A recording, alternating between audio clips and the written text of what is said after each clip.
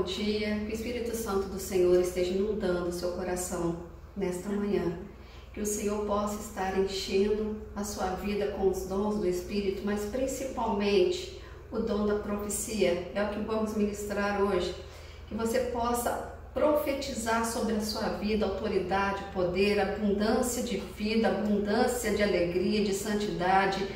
Profetize que as muralhas, que as cadeias vão se quebrar, que as muralhas vão cair. Profetize autoridade, profetize poder sobre a sua vida. Creia que Deus pode fazer para você e por você o impossível hoje e agora. Amém.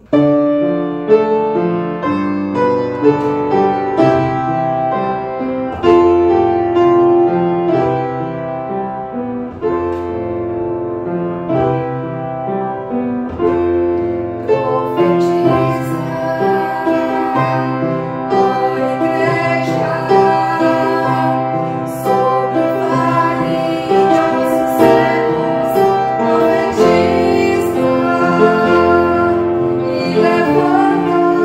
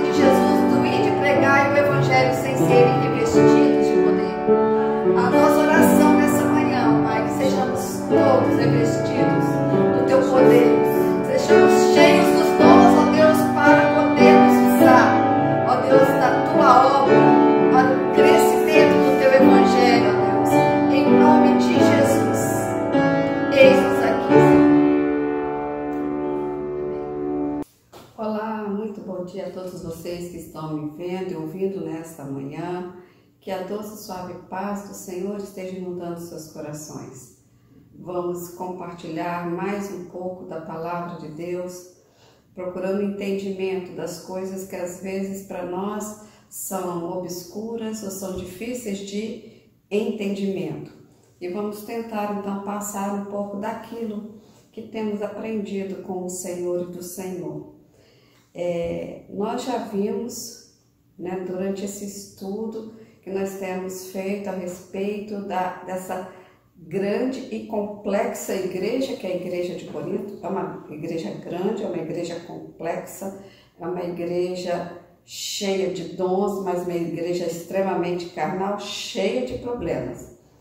E que tinham questionamentos e dúvidas que nós temos hoje também, e que podem nos esclarecer e nos ajudar na nossa caminhada. Então vamos lá.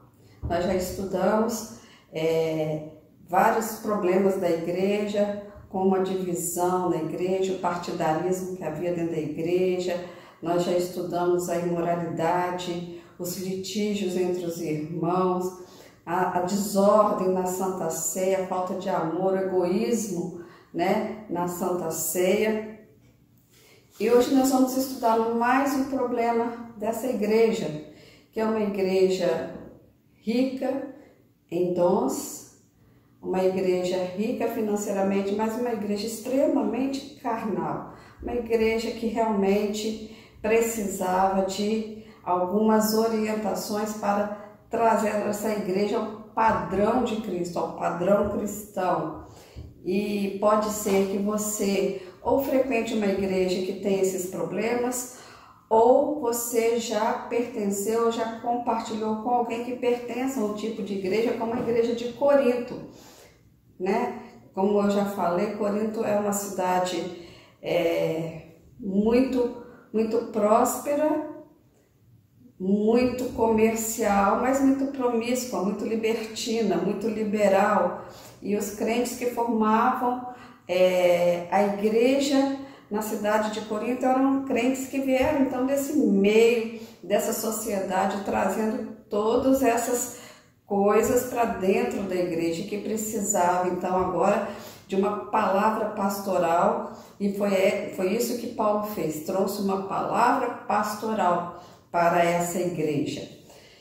No estudo anterior, nós estudamos a respeito dos dons espirituais. Falamos que a igreja de Corinto era uma igreja rica em dons, falamos a respeito dos dons que estão citados não só aqui na carta de Paulo aos Coríntios, mas também é citado em Efésios capítulo 4, em Romanos capítulo 12. Então, nós vimos vários dons e ministérios. Falamos dos ministérios da nossa igreja, da IMI, né? Te convido e te desafio a fazer parte de um ministério. Assista o vídeo sobre dons e ministérios, veja em qual ministério você se encaixa, aquilo que você tem como um dom de Deus e que pode ser usado na obra do Senhor. Amém? Eu falei que hoje nós falaríamos a respeito de um dom especial, que era o último dom citado naquela lista dos 9 dons, né? Aliás, é o penúltimo daquela lista de 9 dons do capítulo 12 de Paulo. Ele citou uma série de dons aqui no capítulo 12, né? E o penúltimo que ele falou e a outro no finalzinho lá do versículo 10. E a outro variedade de línguas e a outro interpretação de línguas. E eu não falei especificamente sobre esse dom na semana passada, por quê? Porque ele é largamente explicado aqui no capítulo 14 de 1 Coríntios. Então, como a gente ia falar sobre ele, hoje eu não falei semana passada. Então, vamos tentar um entendimento do que Paulo estava falando. Ele veio falando dessa série de dons e ministérios, mas ele entra no capítulo 13. Olha que entre o capítulo 12 e o 14 tem o capítulo 13 que fala a respeito do dom maior, que é o amor, né? E aí, o que eu acho interessante, que Paulo, quando ele fala sobre isso, ele diz que ainda que ele falasse a língua dos anjos e dos homens, ainda que ele tivesse o dom de profecias, de profetizar, ainda que ele tivesse o dom do conhecimento e da sabedoria, ainda que ele tivesse o dom da fé a ponto de transportar montanhas, ainda que ele distribuísse todos os bens aos pobres, vindo aí um dom que nós não falamos diretamente, mas é um dom específico, né? A gente já ouviu falar de Francisco de Assis, que deu toda a sua riqueza, todos os seus bens aos pobres. Isso é um dom, né? E ainda que tivesse o dom de martírio, como ele falou aqui, ainda que eu desse meu próprio corpo para ser queimado por amor a Cristo, ainda que tudo isso, eu tivesse todos esses dons, mas se eu não tivesse o dom maior do amor, nada disso iria adiantar. Então, o que vai mover o exercício do meu ministério com os dons que o Espírito Santo me concedeu é o amor. Essa é a motivação maior para estarmos exercendo os dons espirituais que temos. Então, se você tem um dom ou um talento que foi transformado em dom porque foi usado para a obra, para o serviço do Senhor, se você não tiver amor, se a motivação maior do exercício desse dom não for o amor, para Deus não está valendo de nada. Diante de Deus nada disso tem valor. Eu posso fazer o sacrifício que for. Eu posso ter o dom artístico da música e do louvor, mas se a minha motivação for aparecer, se a motivação maior for exibição, nada disso tem valor. Eu posso ter o dom de tocar, de cantar, de ministrar louvores ou de ensinar, mas se a minha motivação não for o amor, nada disso tem valor diante de Deus. Então, vamos avaliar as nossas motivações. E Paulo fala isso no capítulo 13 de Coríntios. Ainda que eu tivesse o dom de profetizar, ainda que eu falasse a língua dos anjos e dos homens, nada disso teria valor para Deus, se eu não for motivada pelo amor. Bom, o que é essa língua dos anjos e dos homens? A língua dos homens a gente pode exemplificar em Atos dos Apóstolos, no capítulo 2. O que estava lá? O que aconteceu em Atos dos Apóstolos? No capítulo 2, versículo 4. E todos foram cheios do Espírito Santo e começaram a falar em outras línguas, conforme o Espírito Santo lhe concedia que falassem. E no versículo 6, ele diz o seguinte: quando aquele som ocorreu, ajuntou-se uma multidão e estava confusa, porque cada um os ouvia falar na sua própria língua.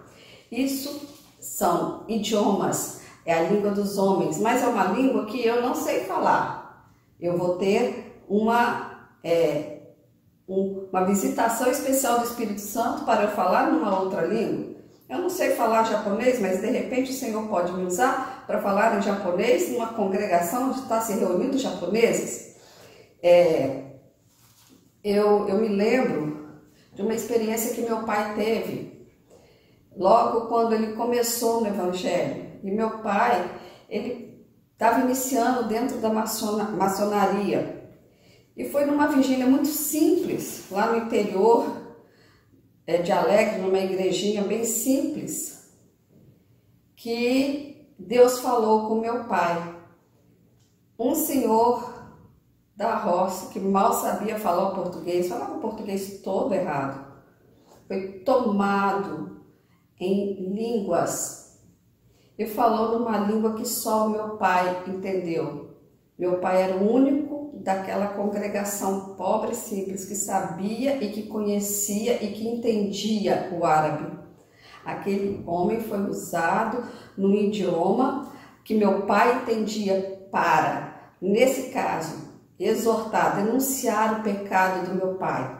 A partir daquele momento, meu pai abandonou a maçonaria, queimou tudo que tinha a respeito da maçonaria, mas o que a gente entende é que aquele homem que não sabia falar o português direito, falou no árabe perfeito, que o meu pai compreendeu.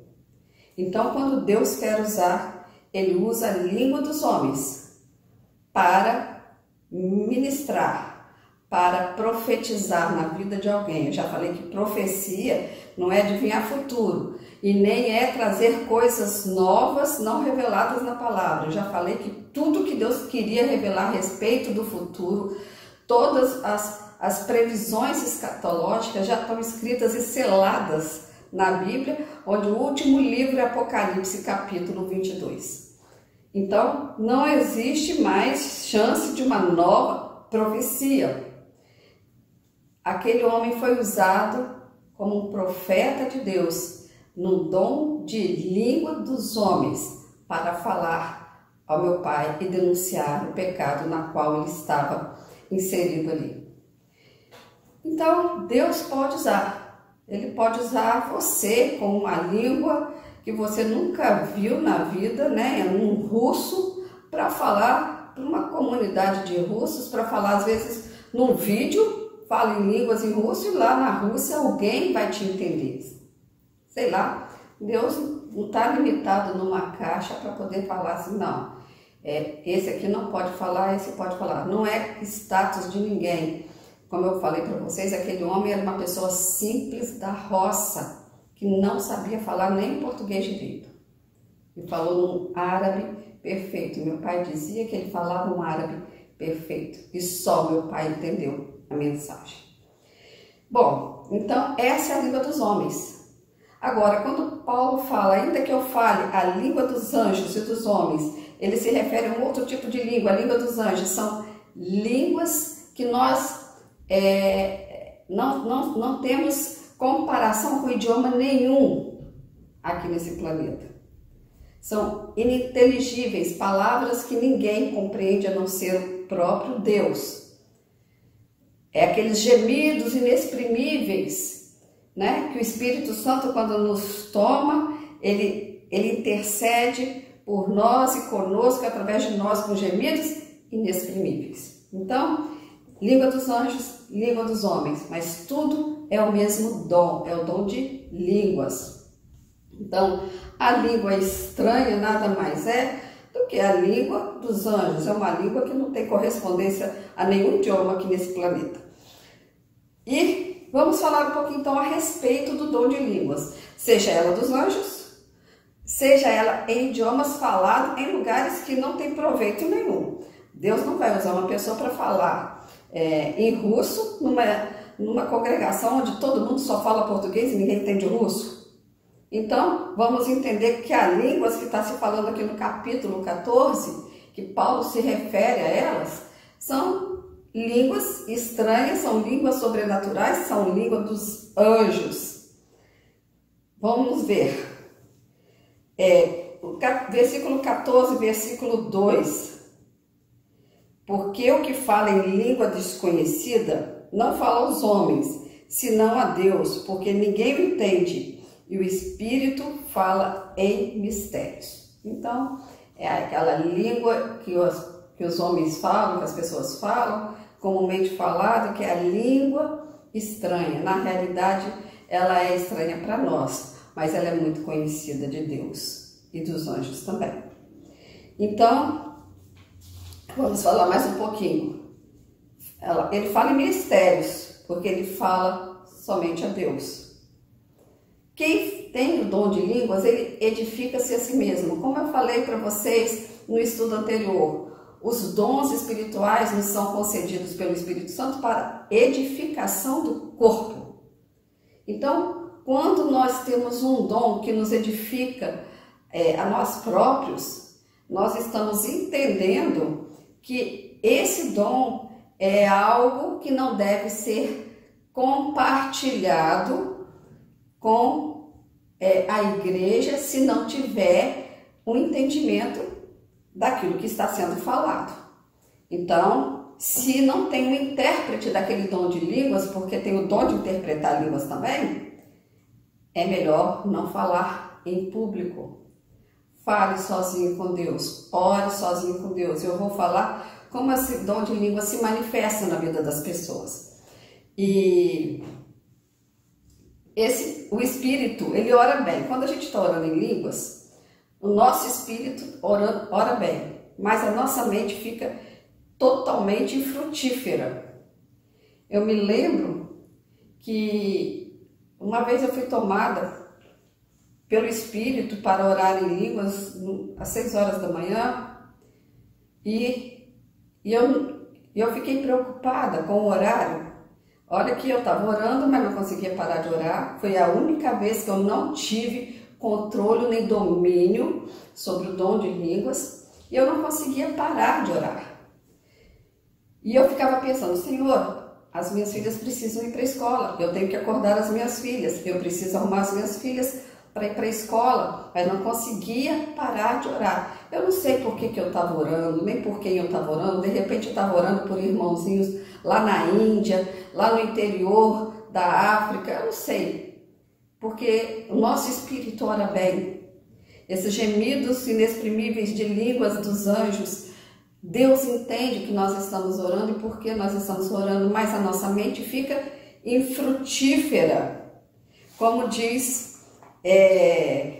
aqui no versículo 14 do capítulo 14. Porque se eu orar numa língua desconhecida, o meu espírito ora bem, mas o meu entendimento, a minha mente fica infrutífera. E eu só pensava no horário que eu tinha que acordar as minhas filhas. E exatamente no horário que eu estava acostumada a acordá-las, eu parei de orar em línguas. E pude começar as minhas tarefas do dia normalmente. Então, Deus, ele nos move na oração em línguas, mas nós não sabemos nem por que estamos orando, porque nós não sabemos orar como convém. É o Espírito Santo que vai orar por nós com gemidos inexprimíveis.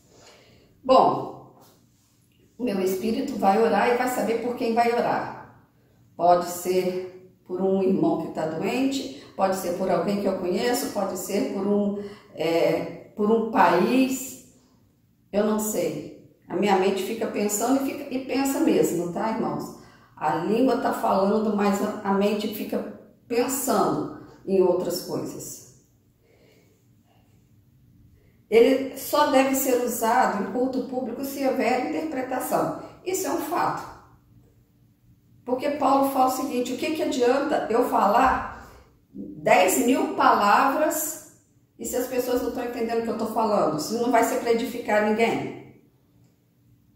Paulo ele tinha algumas características muito interessantes. Eu falo que quando eu chegar no céu, eu vou perguntar a Jesus: Jesus, quem é Paulo? Eu quero ter um papo com ele, quero ter uma conversa com ele. Paulo falava assim: olha, eu louvo a Deus, dou graças a Deus, porque eu falo em línguas mais do que todos vocês. Mas eu prefiro falar 5 palavras no meu idioma do que 10.000 palavras em outras línguas. Ele fala isso, eu não sei se era idiomas que ele estava falando, se ele estava falando de línguas estranhas, mas o que eu acho interessante é que ele fala, no versículos 18 e 19, ele fala o seguinte: dou graças a Deus porque falo mais línguas do que vós todos. Todavia, eu antes quero falar na igreja 5 palavras, na minha própria língua, na minha própria inteligência, no meu próprio entendimento, para que eu possa instruir ou edificar os outros, do que 10.000 palavras em língua desconhecida. Se o dom de línguas não tiver uma interpretação para que possa edificar a igreja, de uma forma que Deus esteja falando através daquela pessoa, a igreja, através da interpretação daquela língua, ele não tem nenhum valor no culto público. E a ordem de Paulo é: pare de orar. Olha o que ele diz aqui. Se alguém falar em língua desconhecida, faça isso por 2 ou 3, cada um por sua vez, e que haja intérprete. E olha no versículo 28, ele fala: mas se não houver intérprete, esteja calado na igreja, fale consigo mesmo e com Deus. Ou seja, precisa-se de um intérprete para que se fale em línguas no culto público. Porque você já imaginou? Uma pessoa incrédula vai para ouvir uma palavra profética de Deus, uma palavra que o convença do seu pecado, do seu erro, e chega lá e vê um monte de gente falando numa língua que ele não entende? Que edificação vai ter para aquele infiel, para aquele indouto, como diz Paulo, para aquele incrédulo? Não tem, né? Então, ele diz o seguinte: olha, é melhor você falar 5 palavras para entendimento das pessoas do que 10.000 palavras em que as pessoas não compreendam. Quais são os erros, então, na utilização dos dons de línguas? Porque a igreja de Corinto era uma igreja que estava usando os dons de uma forma muito errada, estava usando os dons para exibição, para proveito próprio, para se vangloriar, e não estava usando os dons para edificação do corpo. Por isso que Paulo precisou escrever os capítulos 12, 13 e 14 de 1 Coríntios, para trazer então aquela igreja numa caminhada cristã que pudesse edificar não só o corpo, mas também as pessoas que não conheciam o Evangelho, né? Um erro é achar que esse dom é mais valorizado do que os outros dons. Olha o que diz aqui no versículo 5. Estamos falando do capítulo 14. E eu quero que todos vós faleis em línguas, mas eu desejo muito mais que vocês profetizem, porque o que profetiza é maior do que o que fala em línguas, a não ser que também interprete, para que a igreja receba edificação. Então, línguas sem interpretação não edifica. Um outro erro é pensar que esse dom é o sinal do batismo com o Espírito Santo. As pessoas costumam chegar assim: você foi batizado com o Espírito Santo? Você fala em línguas? Olha, meus irmãos, nem todo mundo vai falar em línguas. É um dom, como eu falei lá na aula passada, que o Espírito Santo concede como ele quer, a quem ele apraz conceder. Então, nem todos vão falar em línguas. O versículo 13 do capítulo 12 diz o seguinte, vamos lá. Pois todos nós fomos batizados em um espírito, formando um corpo, quer judeus, quer gregos, quer servos, quer livres, e todos temos bebido de um mesmo espírito. Então, não vamos achar que o Espírito vai conceder a todo mundo o dom de línguas. O batismo que aconteceu com os apóstolos lá em Atos foram em línguas de homens, idiomas, para que eles pudessem entender a mensagem que estava sendo então ali ministrada naquele momento da descida do Pentecostes, da descida do Espírito Santo. Então, se não for para edificação, não tem dom. Se fosse língua dos anjos ali, não teria motivo nenhum deles receberem aquele dom naquele momento.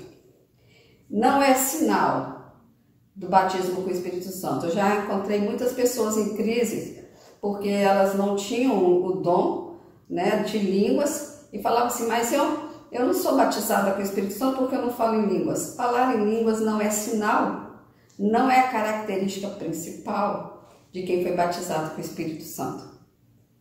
Como eu já dei uma relação de dons, existem dons que eu nem falei, que é o dom da pobreza voluntária, né, da pessoa que dispõe de tudo para dar os bens aos pobres, como foi o caso de Francisco de Assis, o dom de ser martirizado, de mártir, né, como a gente viu em vários apóstolos e discípulos de Jesus do primeiro século, mas nem todos foram martirizados. Então, existem pessoas que recebem dons específicos e o dom de línguas ela não sai fora dessa regra, né? O dom de línguas não é sinal de quem foi batizado com o Espírito Santo. Não se preocupe, se você é cheio do Espírito Santo, se você recebeu a virtude do Espírito Santo e se você usa os seus talentos para a realização da obra de Deus e o seu trabalho produz frutos e frutos que permanecem, você foi batizado com o Espírito Santo. Independente se você fala línguas ou não. É um erro pensar que todos devem ter esse dom. Vamos ver lá. Versículo 12 diz o seguinte, assim também vós, como vocês desejam dons espirituais, procurai abundar neles, para a edificação da igreja. E o versículo 30 diz o seguinte, mas se o outro que estiver sentado for revelado alguma coisa, cala-se o primeiro, porque todos podereis profetizar, uns antes e depois dos outros, para que todos aprendam e todos sejam consolados. Ou seja, então, nós estamos vendo aqui que nem todos devem ter o dom de línguas. Aqui fala de alguém que tem o dom de profecias, né?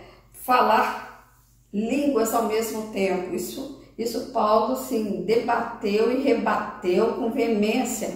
Por quê? Porque era uma bagunça, não tinha ordem no culto, né? Era todo mundo falando, cada um falando, e ninguém se entendia, né? O versículo 27 diz o seguinte, e se alguém falar em língua desconhecida, faça isso por 2 ou quanto muito 3, e por sua vez, e que haja intérprete. Sem intérprete, no máximo 3 pessoas falando línguas. Não existe essa história de todo mundo falar ao mesmo tempo. Isso era um erro que a igreja de Corinto estava carregando. Era algo que precisava ser consertado. Era um problema na ordem de culto da igreja de Corinto. O que era um erro, falar em público sem interpretação. Aí nós vimos vários versículos, o 2, o 5 que nós já lemos, né? o 27 que nós já lemos, então vários versículos falam que não se deve falar num culto público sem interpretação daquela língua, né? E pensar que orar em línguas é melhor do que orar em português. Não é bem assim que Paulo fala nos versículos 13 a 15. Por isso, que fala em língua desconhecida, ore para que possa interpretar. Porque se eu orar numa língua desconhecida, o meu espírito ora bem, mas o meu entendimento fica sem fruto. Foi aquilo que eu falei. E o versículo 15 ele complementa. Que farei, pois? Orarei com o espírito, mas também orarei com o meu entendimento. Cantarei com o espírito, mas também cantarei com entendimento. Porque de outra maneira, se tu bem disseres com o teu espírito, como dirá aquele que ocupa o lugar de um infiel na igreja, o amém, sobre a tua ação de graças, visto que ele não sabe o que você diz. Então, orar com entendimento é tão importante quanto orar em línguas, principalmente em culto público, né? Para as pessoas dizerem amém ao que eu estou orando, elas precisam entender, compreender aquilo que eu estou falando, né? Quais são as recomendações, então, de Paulo com relação ao uso do dom de língua? Primeiro, não proibir quem fala em línguas, versículo 39. Portanto, irmãos, procurai com zelo profetizar, mas não proíbam em falar em línguas. Outra recomendação de Paulo, que eu já falei aqui, em culto público, só com intérprete. Versículos 27 e 28, que eu também já li aqui, né? Se alguém falar numa língua desconhecida, faça-se isso por 2, quando muito 3, e por sua vez que haja intérprete. Mas se não houver intérprete, esteja calado na igreja e fale consigo mesmo e com Deus. Falar em particular com Deus tem o seu valor, porque quando eu oro em línguas, em particular, no meu quarto, num lugar reservado ou até numa reunião de oração, eu estou falando com Deus, eu estou me edificando, eu estou orando a Deus com gemidos inexprimíveis. Tem um valor, mas não é para ser usado em culto público, trazendo confusão no meio dos infiéis, dos incrédulos, dos indoutos que adentram, né, os nossos templos. O dom de profecia, Paulo aqui considera o dom de profecia superior ao dom de línguas, por quê? Porque ele edifica a igreja, ele edifica o corpo, né? Então Paulo já falava que a profecia ela é útil para edificar, exortar e consolar. O dom da profecia é para edificar, exortar e consolar. Versículo 3. Mas o que profetiza fala aos homens para a edificação, exortação e consolação. Ou seja, construir alguma coisa no meio do povo, construir algo de bom na vida de alguém, edificar, exortar, como eu já falei no estudo da semana passada, ele tem a função de trazer consolo, de trazer ânimo, de animar, né? Aquele que está enfraquecido, aquele que está precisando de um ânimo novo. E consolar é quando você traz, né, um refrigério para aqueles que estão sofrendo momentos de medo, de perda, de dor.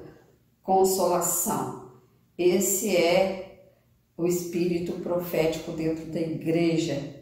E uma função clara e que também está aqui nos versículos 24 e 25 do capítulo 14.